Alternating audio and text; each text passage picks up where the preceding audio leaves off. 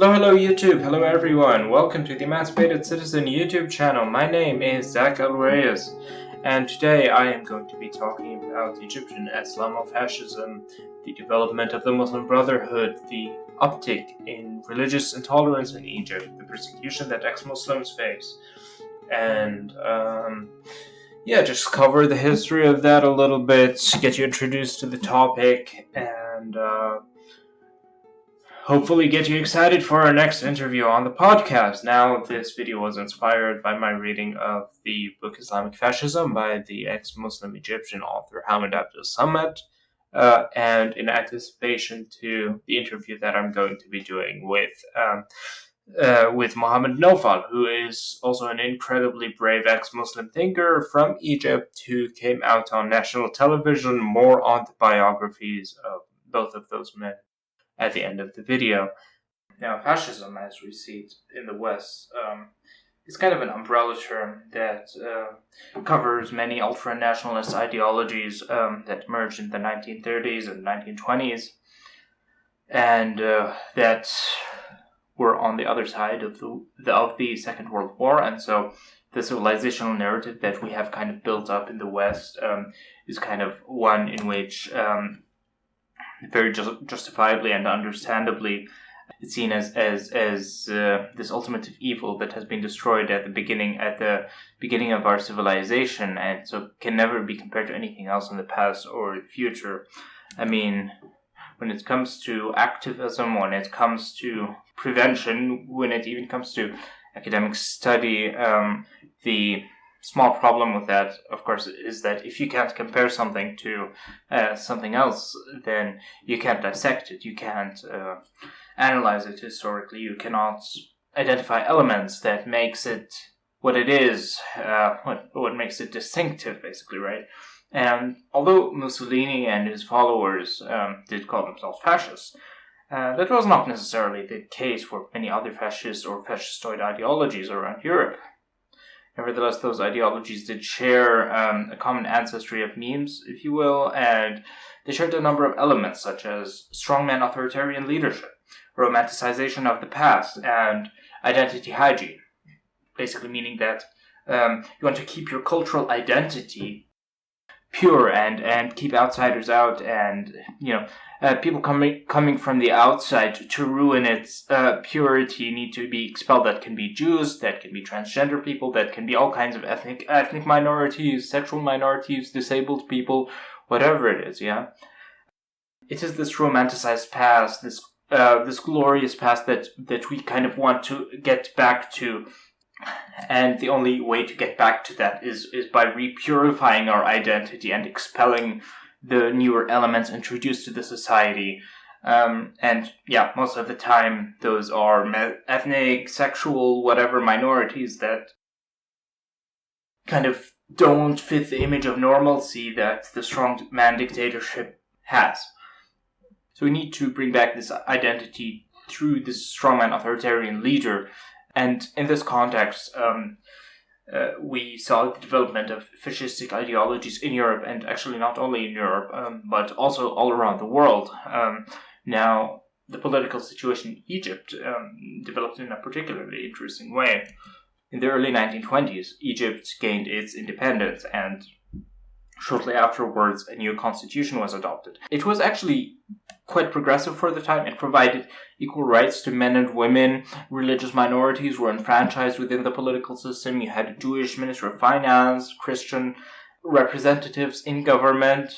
I mean, a lot of this wasn't well agreed upon as it is now in the West. I mean, Weimar Germany was the first nation to give fundamental or universal suffrage to women in 1919. That was just 3 years before the independence of Egypt. So you have a basic idea of just how out of place for the time this was, and in a positive way, of course. But this also fueled some very aggressive reactionary movements from traditionalists within that society. People who are kind of disgruntled at the fall of the Ottoman Empire and the fall of the Caliphate, and the fact that the Muslim Ummah didn't have a stable and unified leader anymore.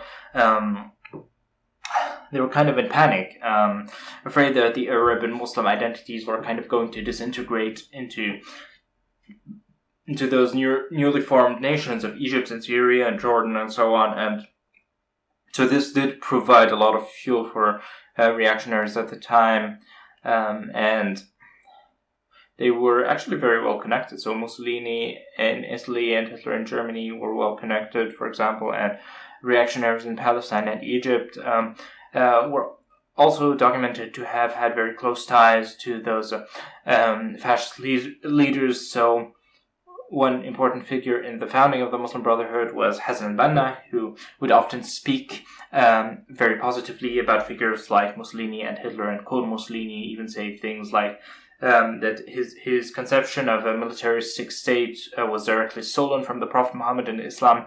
A little bit of a love-hate relationship in a sense, if you will. But in general, they did get along very well. And another important figure was a youth-time friend of Hassan al-Banna, Amin al-Husseini, who was an Islamist, a mufti. Now this man had a large following in Palestine, and he was even granted legitimacy by the British Protectorate, named the Grand Mufti. But eventually he was responsible for inciting more and more hatred against Jews, and eventually had to flee Palestine. He spent some time in Germany, under Hitler, of course, and after the Second World War, he escaped to Egypt and came under the protection of King Farouk at the advisement of Hassan al-Banna and the Muslim Brotherhood, who had the monarchy's ear at the time. There he went to disseminate more and more anti-Semitic and fascistic propaganda across the Arab world. Now, the Muslim Brotherhood was founded in 1928, and that was in a society that was relatively progressive for the time, even for global standards. So no wonder that at the time and for many decades afterwards, they were extremely unpopular, right? Now, the Muslim Brotherhood was founded in 1928, and in a society that was relatively progressive at the time, even for global standards. And so no wonder at the time and for many decades afterwards, they were extremely unpopular, right? This only started changing at the first Egyptian revolution after independence in 1952, when the monarchy was overthrown and a socialist figure by the name of Jamal Abdel Nasser took power. The Muslim Brotherhood had a part in this revolution, and they wanted more power in government after the socialists had taken more power there. But they didn't get quite what they want, and conflict escalated between socialists and Islamists. An attempt was made on the president's life. Eventually, the Muslim Brotherhood was banned, and this kind of started a historical cycle of the Muslim Brotherhood joining a revolution, turning against revolutionaries, getting banned and suppressed, and then authoritarian measures being justified by the existence of those regressive Islamists through secular leaders. It is something that is very common. We're seeing in like Saudi Arabia or Tajikistan and a lot of different places, or even Syria, right, where less Islamistically aligned authoritarian leaders would use Islamist hardcore groups as a blanket excuse to exercise unchecked power in their countries. And as a result, Islamists become more popular.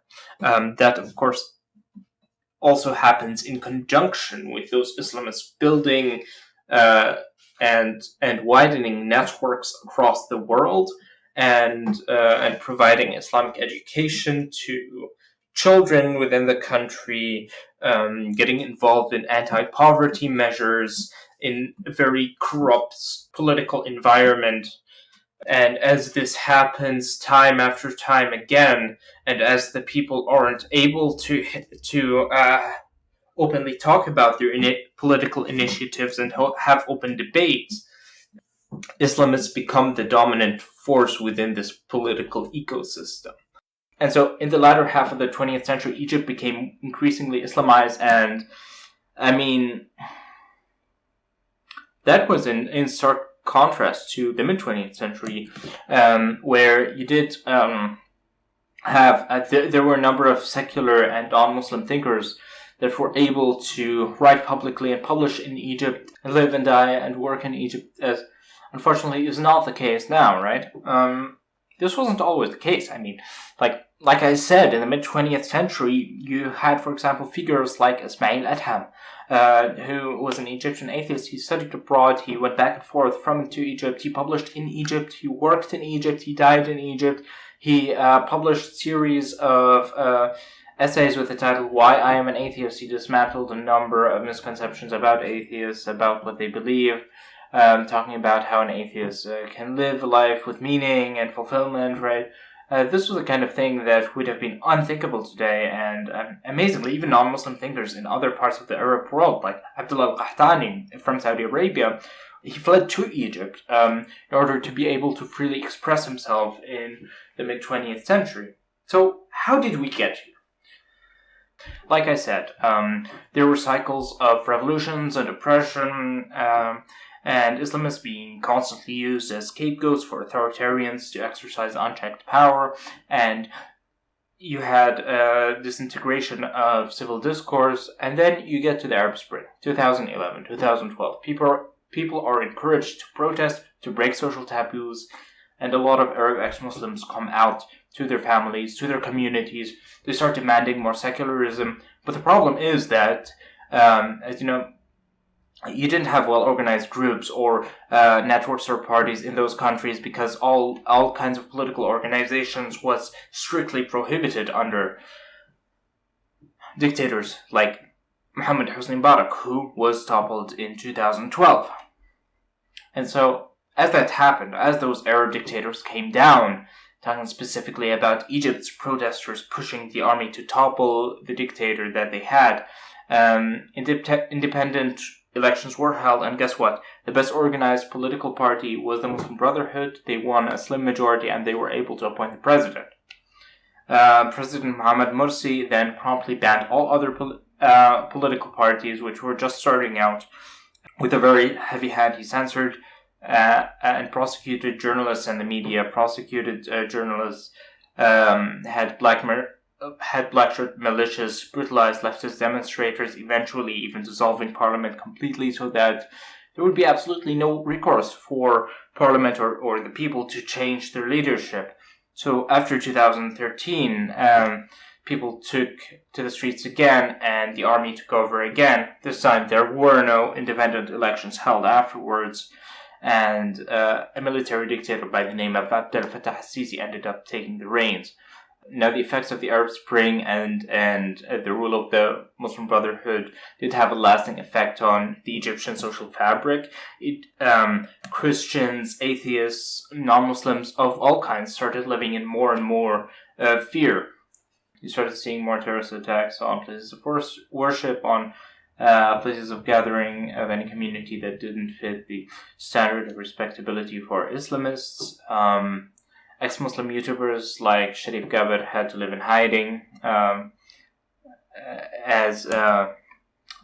Gaber was expelled from his university for his support of the LGBT community. He had several arrest warrants issued against him for making videos criticizing Islam, and he has been living in hiding for several years because he has several arrest warrants against him, and prison in Egypt would very likely kill him, given the situation of political prisons in that region. I'm not going to get too deep into it, but it is a very dire situation.